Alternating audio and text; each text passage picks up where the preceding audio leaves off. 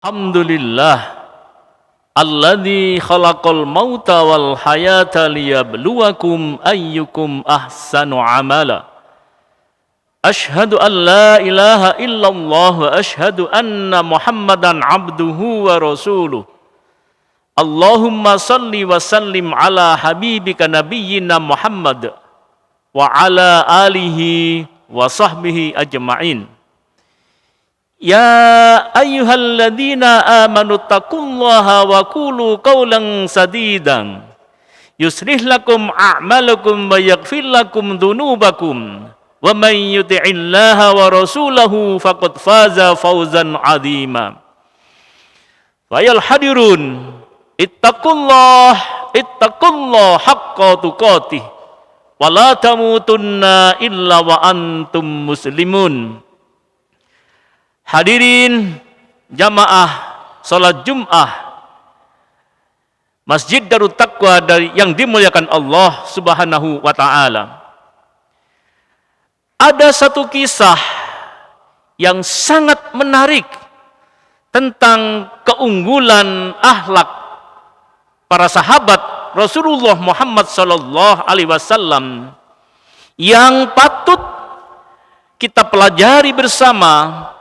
Nilai-nilainya yang bisa kita implementasikan, bisa kita ambil dalam kehidupan dunia sekarang ini, di mana kita berada.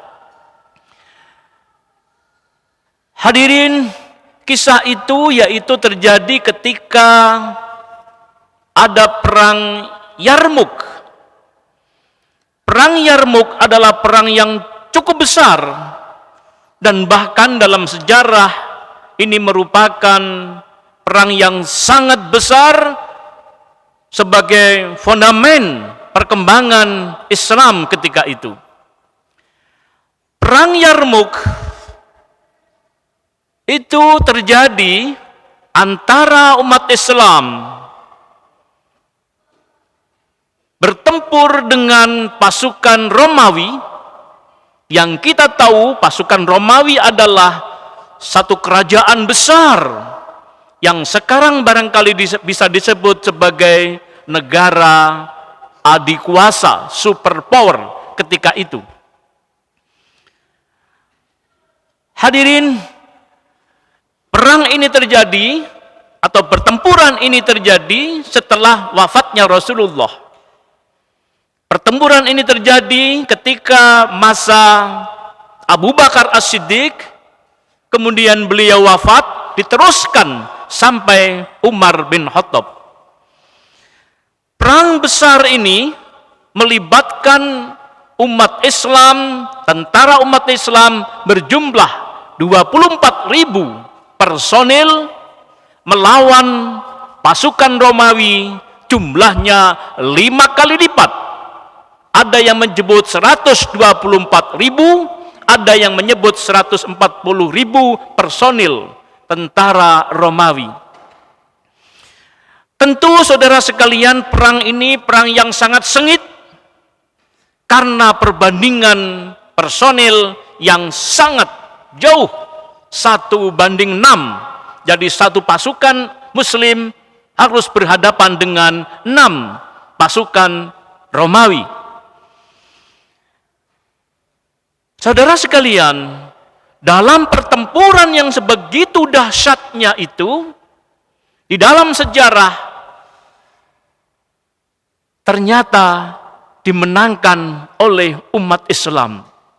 Tentu dengan semangat yang tinggi di bawah kepemimpinan Umar bin Khattab, khalifahnya, sedangkan pelaksana lapangan panglima perangnya dipimpin oleh Khalid bin Walid.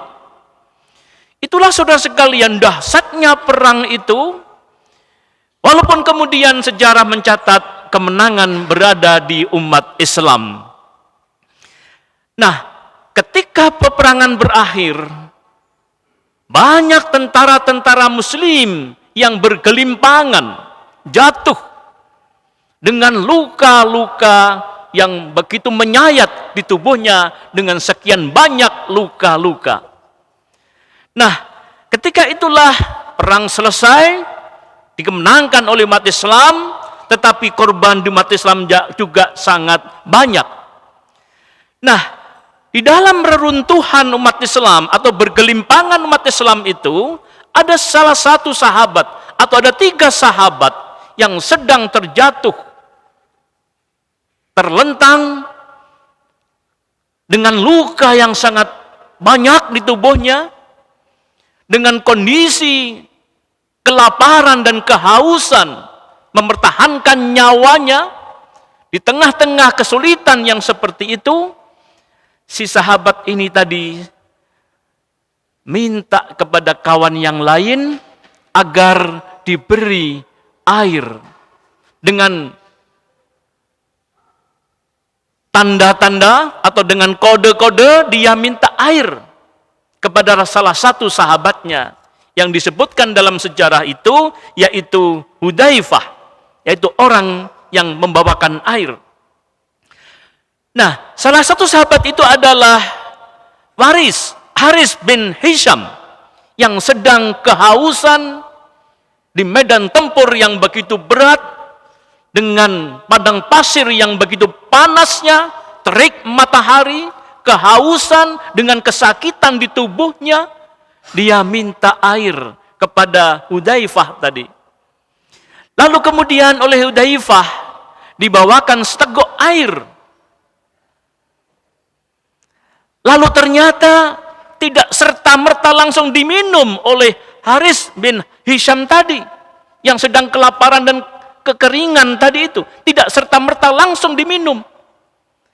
Ternyata dia mendengar sahabat di sampingnya memberikan isyarat, memberikan kode bahwa dia juga dalam keadaan kekurangan, kehausan, ingin minum seteguk air itu. Hadirin, apa yang dilakukan Hisham? Ternyata air yang sudah dipegang itu diisyaratkan kepada yang membawa, namanya Hudzaifah tadi, agar supaya diberikan kepada kawannya, sahabat yang lain, namanya Ikramah bin Abu Jahal. Saudara tahu, saudara sekalian, Abu Jahal ini adalah Ikramah bin Abu Jahal ini adalah putranya Abu Jahal. Yang kita tahu, Abu Jahal sampai Rasul meninggal dan sampai dia meninggal juga belum berislam. Tetapi anaknya, begitu Abu Jahal ini meninggal, si Ikram ini masuk Islam dan menjadi pejuang yang luar biasa keberaniannya di medan tempur. Sudah diingatkan sesungguhnya si Ikram ini dengan oleh Khalid, jangan terlalu berani. Tapi dia tidak mau. Dulu saya memusuhi Islam, sekarang saya harus berjuang untuk Islam. Maka beliau di medan tempur dengan gigihnya, dengan tenaganya yang sedemikian rupa kuat itu, luar biasa. Tetapi kemudian akhirnya beliau juga harus bertelentang, kesakitan dengan luka-luka yang parah di tubuhnya itu. Jadi hadirin sekalian, dari Haris bin Hisham tadi itu diberikanlah air minum ini kepada Ikramah bin Abu Jahal yang sedang juga mengalami kehausan yang luar biasa. Begitu sampai di Ikramah bin Abu Jahal tadi itu, ternyata beliau, Ikramah ini juga mendengar sahabat yang lain juga sedang mengalami kehausan, membutuhkan seteguk air itu. Apa yang dilakukan oleh Ikramah? Ternyata sama, tidak diminum begitu saja, tetapi memberikan isyarat kepada Hudzaifah yang membawa air ini agar diberikan kepada sahabat yang namanya Suhail bin Amr yang sedang mengalami kekurangan, kehausan tadi. Diberikanlah rencana air itu kepada Suhail, ternyata Suhail sudah tidak tertolong nyawanya, meninggallah Suhail, belum sempat meminum air ini tadi. Lalu kemudian air ini dibawalah kembali kepada Haris bin Hisham oleh Hudzaifah. Ternyata didapati Haris bin Hisham juga sudah dalam keadaan meninggal. Masya Allah. Lalu kemudian dibawa kemana lagi air ini? Dibawalah kembali ke Ikramah bin Abu Jahal. Ternyata didapati pula Ikramah juga sudah meninggal. Masya Allah. Begitulah hadirin jamaah yang berbahagia, akhlak yang sangat luar biasa yang tertanam dalam jiwa para sahabat yang telah dididik secara langsung oleh Rasulullah Muhammad sallallahu alaihi wasallam. Itulah yang disebut dengan akhlak mendahulukan kepentingan orang lain daripada kepentingan dirinya sendiri, atau dalam bahasa Arab disebut dengan itsar.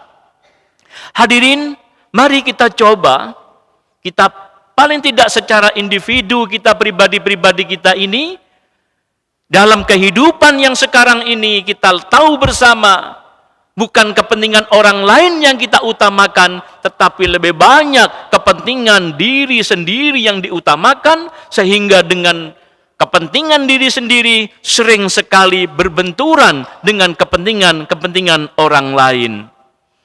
Kita tahu bagaimana jalan raya kita semrawut seperti itu. Karena apa? Karena masing-masing merasa penting, tidak mengutamakan memberikan kesempatan kepada orang lain. Bagaimana bantuan sosial tidak bisa sampai dengan baik kepada masyarakat karena ada kepentingan pribadinya. Begitulah kehidupan kita sekarang ini, lebih banyak memenuhi kepentingan pribadinya daripada mengutamakan kepentingan orang lain.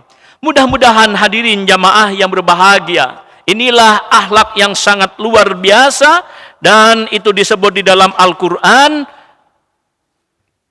surat Al-Hasyr, a'udzubillahi minasyaitonirrajim, wa yu'thiruna ala anfusihim walau kana bihim khasassah wa may yuqa syuhha nafsihi faulaika humul muflihun. Dan mereka mengutamakan orang-orang muhajirin atas dirinya sendiri meskipun mereka juga memerlukan, dan siapa yang dijaga dirinya dari kekikiran, maka mereka itulah orang-orang yang beruntung. Jadi hadirin, itulah para sahabat dalam rangka mengamalkan ayat ini.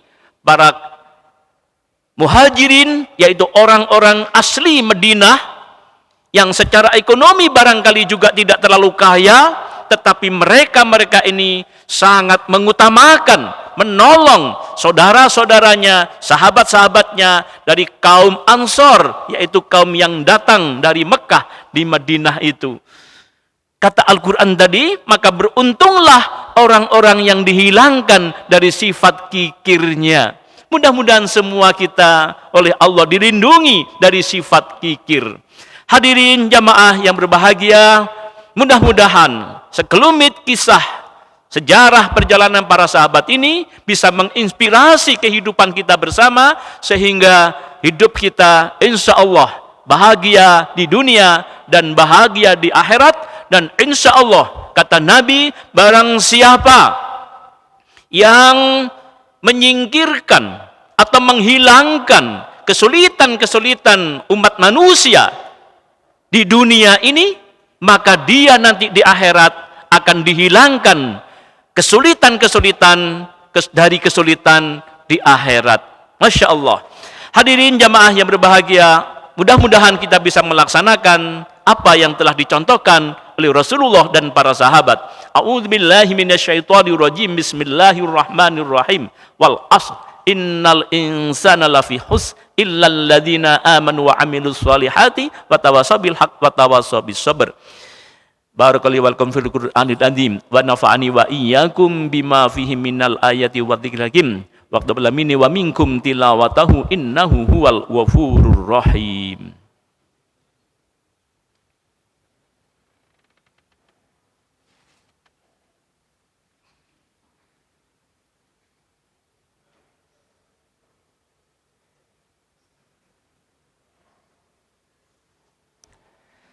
Alhamdulillahi rabbil alamin wa bihi nasta'inu ala umuri dunya waddin.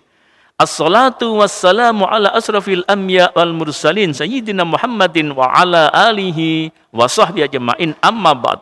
Fayal hadirun ittaqullah haqqa tuqatih wa la tamutunna illa wa antum muslimun. Innallaha wa malaikatahu yusholluna nabi ya ayyuhalladzina amanu sallu alaihi wa sallimu taslima. Allahumma salli ala Muhammad wa ala ali Muhammad kama sallaita ala Ibrahim wa ala ali Ibrahim wa barik ala Muhammad wa ala ali Muhammad kama barakta ala Ibrahim wa ala ali Ibrahim fil alamina innaka Hamidum Majid. Allahumma ighfir lil muslimin wal muslimat wal mu'minin wal mu'minat al ahya'i minhum wal amwat. Allahumma arinal haqqa haqqa warzuqna ittiba'a wa arinal batila batila warzuqna tinaba birahmatika ya arhamar rahimin. Rabbi habli minas salihin, Rabbi habli minas salihin, Rabbi habli minas salihin. Rabbana hablana min azwajina wa dhurriyyatina qurrata a'yun waj'alna lil muttaqina imama. Rabbana atina fid dunya hasanah wa fil akhirati hasanah wa qina adzabannar wa adkhilnal jannata ma'al abrar ya azizu ya ghaffar ya rabbal alamin. Subhana rabbika rabbil izzati amma yasifun wa salamun alal mursalin walhamdulillahi rabbil alamin. Wala dzikrullahi akbar.